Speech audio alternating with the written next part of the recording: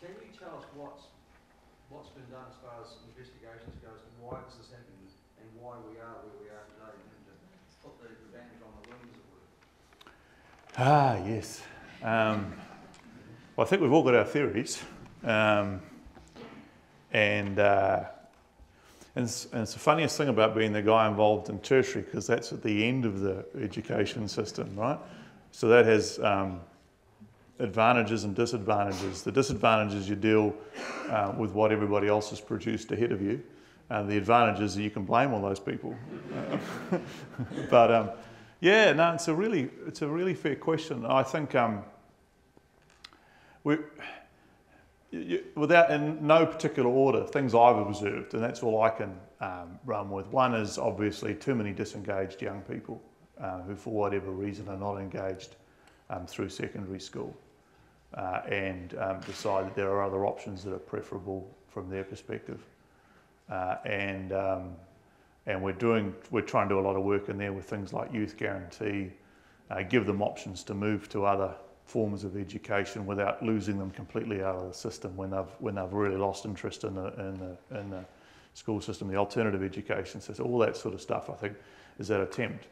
I think another reason might be is that we inadvertently made the choices a bit too complex for some teenagers.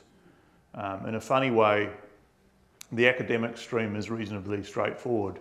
You just keep going to school until you run out of classes, and then you just go to university and keep going. And then you come out with something at the end. No, it's not as simple as that. I mean, you can make a mistake like me and end up with a zoology degree, but the point being is that it's a pretty straightforward process. And then I think we can all agree that the vocational stream's been more confused, and then we've had, as I say, the bunch of young people who've just literally checked out long before they've left. So we've got those issues. Then you go to the primary and early childhood sector, and again, I'm really only talking as a parent now, but I've got a little girl that goes to early childhood, and I just look at how much she's grown over the last year as a result of going there, and I just despair for kids 3 and 4 that aren't involved, because I think they're going to turn up at 5 at school and they're just going to feel inferior immediately because of what the other kids around them know, and that can't help. So there's just, you can see spots progressively through the system where people just, they disengage, or they feel so intimidated that they don't do what they have to do. So what you're saying then is that the government is actually addressing this problem way back before it even sort of gets to our corner of the field? Well, I think we're all working on it. I think the interesting thing for me, as somebody who hasn't been involved in this area until I turned up into tertiary, is that there's a massive focus on it, very big focus on getting greater participation in early childhood, particularly from groups who otherwise won't engage. There's a particular focus on trying to hold young people into level 1 and level 2 education until they've completed at least level 2 with things like, and it's particularly young boys, and it's particularly Maori boys that the big issues are in. And so you've got a range of choices now. In fact, I worry that we're sometimes trying too many things. And then at tertiary, there's a pretty strong awareness. So I think it's there, but if it was easy, we'd have solved it quite a long time ago. Kia ora, Stephen. Hi. I suppose if we consider we're in the southern hemisphere, the southern of the southern hemisphere, way down in the South Pacific, maybe we think we're in our little bubble here. But maybe we need to consider that if we stop treating our children at school less like children and more like young adults, when they are 15, there are more children around the world at 15 who have already become adults, who have already become parents at their age, within different cultures all around the world. We are still putting them in uniforms. We are still treating them like children, where there are many children all around the world that are already starting to work, that are already starting an adult life.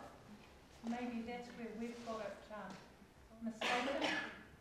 That if we start to think of them, when I look at that notice that says National Centre for Literacy and Numeracy for Adults, we are not looking at adults like us. We are looking at those adults that we have at secondary schools already. Maybe if we consider that thought, we may have the answers that we are looking for. Kia ora. I think, yeah, it's some challenging stuff there, but also I think it says that there are different paths through for different young people in terms of how they want to be. You know, they all, and you can see it in all ages, that they all do things differently at different times. But most of them end up in this. You know, most of them end up with the required, you know, things to get on in adult life, but not all of them. So I think you're right. If you force them all into one box, then there's going to be some that just aren't happy and aren't going to participate in that box, which is why I think the Youth Guarantee program is helpful, because we're seeing a lot of young people that have decided already that they don't want to be in a school environment. For perhaps the reasons that you outlined, that actually can go into other environments and be successful there because it's more on their terms. But I'm very conscious I'm getting out of my field of expertise. So I'm already out of my field of expertise because I'm a politician, and then I come and I'm the Tertiary Education Minister, and I'm now opining on how schools should be run. It's just, you know. Thanks, Stephen, for coming today. I just wanted to express some concern around how the mechanism for feedback from the success of literacy to you. Yep. And I think at the moment the assessment tool is doing a great job and it's capturing data on that. Yep. But at the same time, sitting under that, I think the whole sector is developing momentum.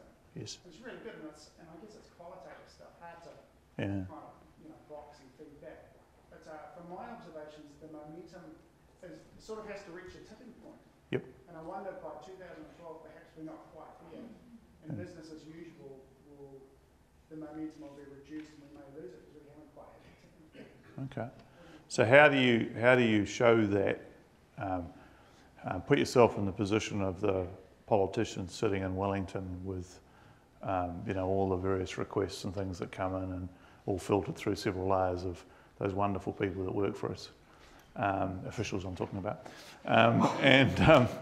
and you tell me how it looks and how we should assess it, because the tool's helpful because it's an empirical way. And so if you're sitting there, you're trying to read, you know, we've got numbers, 70,000 learners, how many of them are getting there, how many do that? I mean, that's a sort of, it's a pretty bald sort of assessment, but then it's very hard to say, well, qualitatively, I've been told, to my cabinet colleagues, it's all going really well.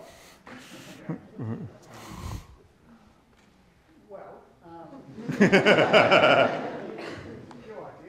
I think a large part of this has been about upskilling the tutors in the actual sector.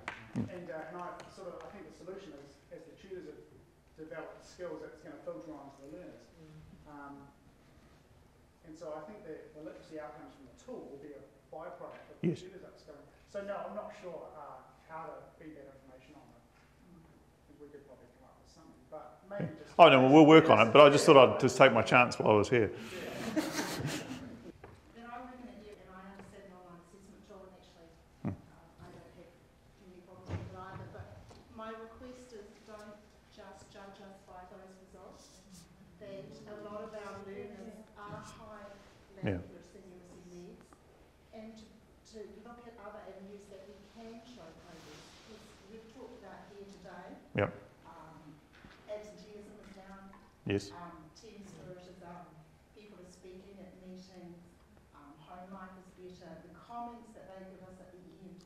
Is there any way that they can actually be given some kind of voice to be used as support? Because don't forget, we are looking, by embedding this stuff, the literacy and numeracy gains is one aspect of what we're actually getting out of them being involved in, whether it's an industry training you're involved with? Yeah. So that's one aspect of what they're getting out of being involved in that area. So no, that's definitely true. I just want to very quickly thank you on behalf of Edith very much for giving us the time, for opening up for questions. We really appreciate it. I'm in awe that this is just one of your portfolios, so I think that's pretty impressive. So thank you very much. Thank you very much, and all the best.